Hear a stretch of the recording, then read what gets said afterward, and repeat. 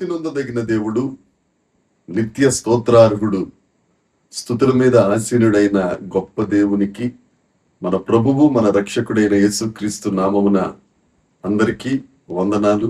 దేవునికి స్తోత్రాలు.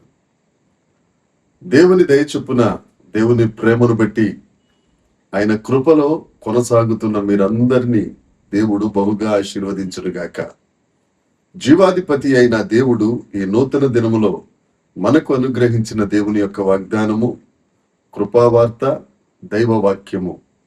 కీర్తనల గ్రంథము 46వ కీర్తన 11వ వచనము. సైన్యములకు అధిపతియగు యెహోవా మనకు తోడై ఉన్నాడు. యాకోబు యొక్క దేవుడు మనకు ఆశ్రయమై ఉన్నాడు. దేవునికి స్తోత్రం కలుగునుగాక.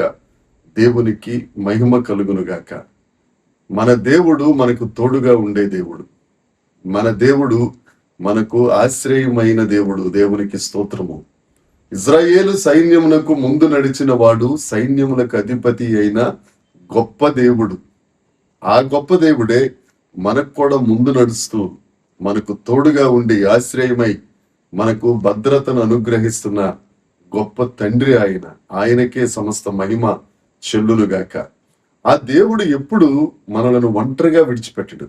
ఆ దేవుడు మనకు తోడుగా ఉంటాడు. మన ముందు నడుస్తాడు, మన వెనుక మనలను వెంబడిస్తాడు, మన కుడి ప్రక్క ఎడమ పక్క మనల్ని ఆవరించి ఉంటాడు. దేవునికి స్తోత్రం. ఆ దేవుడు, ఆ బలమైన వాడు, మనం బలహీనులుగా ఉండాలని ఎప్పుడూ ఆలోచించరండి. బలవంతులను సిగ్గుపరచుటకు, బలహీనులను, ఎన్నిక కలిగిన వారిని సిగ్గుపరచడానికి, ఎన్నిక లేని మనలను ఆయన ఏర్పాటు చేసుకుని మన ద్వారా ఆయన మహిమ పొందాలని ఆశపడుతున్న గొప్ప దేవుడు, ఆశ్రయమైన వాడు.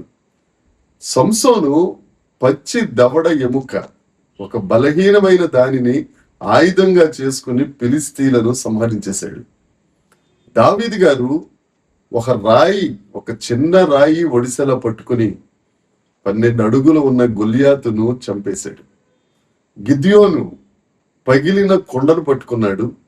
దివిటిని, బోరను ఆయుధంగా ఉపయోగించుకుని శత్రు సైన్యాన్ని మట్టు కరిపించాడు. దైవ జనాంగమా, మనకు ఆయుధము దేవుని యొక్క వాక్యమే. ఆ వాక్యాన్ని మనము పట్టుకుని శత్రువును జయించే వారిగా ఉండాలి. అందుకే పౌలు గారు అంటారు కదా, దేవుని వాక్యము సజీవమై బలము గలదై ఎటువంటి వాడి అయిన ఖడ్గము కంటెను, 2 అంచుల ఖడ్గము కంటెను బలమైనది దేవుని యొక్క వాక్యము. ఎఫెసీ పత్రిక 6వ అధ్యాయం 17వ వచనంలో లేఖనం చెప్తుంది, అలాంటి దైవ వాక్యము ఖడ్గమును మనము వాక్య ఖడ్గంగా, ఆత్మ ఖడ్గంగా ధరించు వారిగా ఉండాలి. దేవుని వాక్యం చేత మనము బలము, ధైర్యము పొందుకోగలుగుతాం. అంతేకాదు, సంతృప్తినిస్తుంది. వాక్యం మనల్ని ముందుకు నడిపిస్తా ఉంది. శత్రువులను, అంధకార శత్రువును, అపవాది యొక్క తంత్రాలను జయించగలవన్న దేవుని యొక్క ఆయుధము, వాక్యాయుధం మనము చేతబట్టుకొనిన వారిగా ఉండాలి. అందుకే పౌలు గారు అంటారు, ఈ వక్ర జనము మధ్యన జీవవాక్యమును పట్టుకొనిన జ్యోతుల వలె మనము ఉందుముగాక. ఆ వాక్యమే మనలను నీతిమంతులుగా చేస్తుందండి. సామెతల గ్రంథం 28వ అధ్యాయం 1వ వచనములు సొలొమోను గారు అంటారు, నీతిమంతులు సింహము వలె ఉంటారు. ఎందుకు అని అంటే, మనకు ఆశ్రయమైన దేవుడు, సైన్యములకు అధిపతి మనకు తోడుగా ఉన్నారు. ఆ దేవుడు మనకు తోడుండగా చేత పట్టుకుని, దేవుని వాక్యమును చేత పట్టుకుని సింహాల వలె ఈ లోకములో సంచరించు వారిగా మనం ఉందుముగాక. ఆయన మనకు ఆశ్రయం, మనకు తోడై ఉన్న దేవుడు. ఆయన మనల్ని విడువని దేవుడు, మనల్ని పట్టించుకునే దేవుడు. ఎల్ల వేళల నువ్వు నిద్రించినా, నువ్వు లేచినా, కునుకక నిద్రపోక కాపాడుతున్న దేవుడు ఎల్లప్పుడూ నిన్ను తోడుగా ఉంటారు, నీకు ఆశ్రయంగా ఉంటారు, నీకు ధైర్యాన్ని ఇస్తారు. అలాంటి దైవ వాక్కును మన హృదయంలో పెట్టుకుందాం. అలాంటి దైవ వాక్యపు బీజములను మన నాలుక మీద వ్రాసుకుందాం.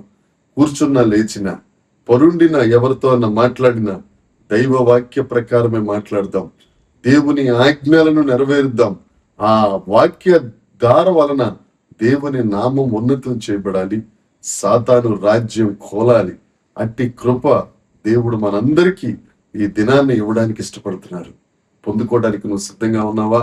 నువ్వు సిద్ధంగా ఉంటే ఇప్పుడే, ఈ క్షణంలోనే దేవుడు నీకు ఆయన వాక్య ప్రత్యక్షతలనిచ్చి జీవ మార్గంలోనికి నిన్ను నడిపించి నిన్ను ఒక జ్యోతిగా ఉంచి ఆ ప్రయాణంలో ఆ సైన్యములకు అధిపతి అయిన దేవుడు నీకు తోడుగా ఉండునుగాక.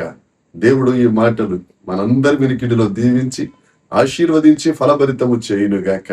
ఆమేన్. చిన్న ప్రార్థన చేద్దాం.